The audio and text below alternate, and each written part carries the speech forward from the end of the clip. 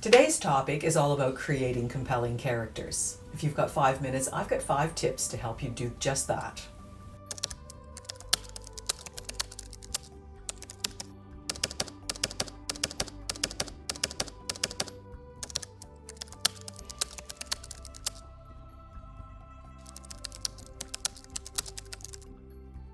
One of the things I'm sure you're already aware of is that compelling characters are crucial to good storytelling. And it doesn't matter whether you're writing fiction or nonfiction, people are at the heart of stories. And if a writer can learn to create compelling characters that readers can identify with, then you're halfway to creating your great story. Now, you always know this when you read a novel, don't you, or when you write a novel, that characters are very important. But keep in mind that it can also be very important for nonfiction. And you may say, well, yes, if I'm writing biography, autobiography, or memoir, obviously there are people, but it can be other kinds of narrative nonfiction, and sometimes even prescriptive nonfiction. A few years ago, my husband wrote a book called Life is Terminal, a doctor's common sense guide for making it to the end. Now, that may sound like a prescriptive nonfiction book, but what was interesting about it was that throughout the book, woven into it, was the story of a family physician from the beginning of his practice until the end of his practice. This story helped to illustrate how the ideas and concepts in the book evolved. So creating a character, even in nonfiction, can be the key to connecting with your readers.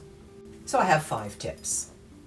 Tip number 1, give your characters depth and complexity. When you think about people in your life and yourself, you're multifaceted. Individual people are multifaceted, and so should your characters be.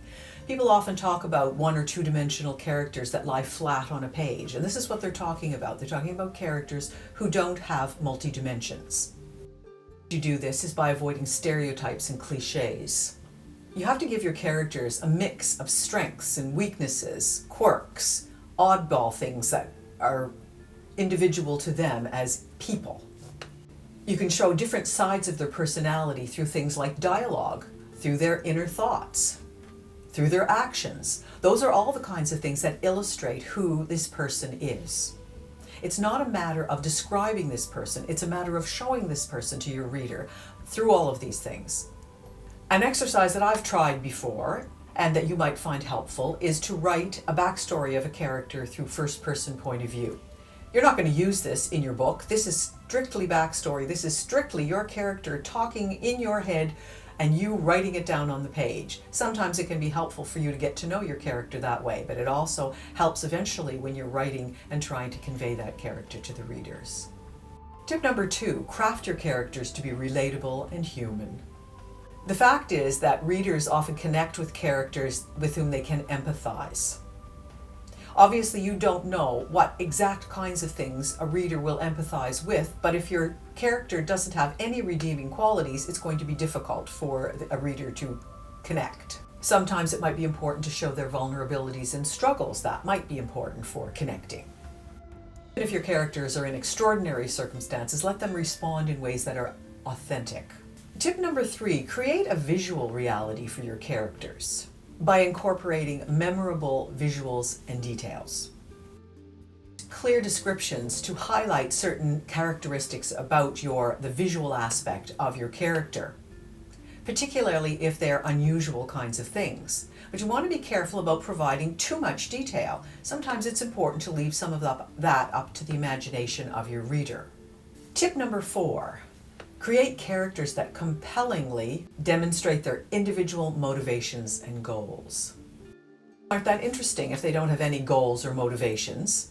You don't write on the page, this is my character's goal. The character doesn't state, this is what I'm going to do and this is what I'm after. But it had to be clear from the story that they are moving in some direction. Otherwise, they're not really very interesting. They're not doing something. You need to be clear about what your character wants and what obstacles might be in the way. That all becomes part of your story. Number 5, give your characters a voice by using dialogue. Dialogue creates authenticity. Dialogue can be a powerful tool for revealing character traits and for relationships between and among characters. So it's important that you learn how to write dialogue well. One of the things you need to do, though, is to avoid things like chit-chat that kind of thing can bore the reader, can drag out a story. And if it's not doing something to reveal the character or the story or the relationship, then you want to cut it.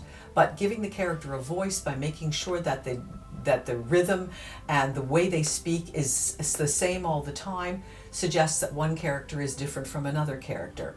I want to caution you a little bit about using things like accents. Trying to write an accent in a dialogue can be very problematic and is usually something that you want to avoid. Try to create the sense that the character might have an accent a different way.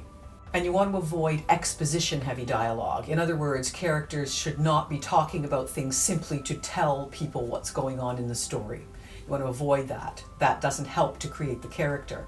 That's you using dialogue to move a story along that isn't otherwise moving. So in the end, remember that compelling characters drive a narrative forward. And that's the way that you tell a story. You need your characters. Happy writing. Subscribe to Write, Fix, Repeat. And maybe I can help you improve your writing knowledge and skills. 5 tips at a time.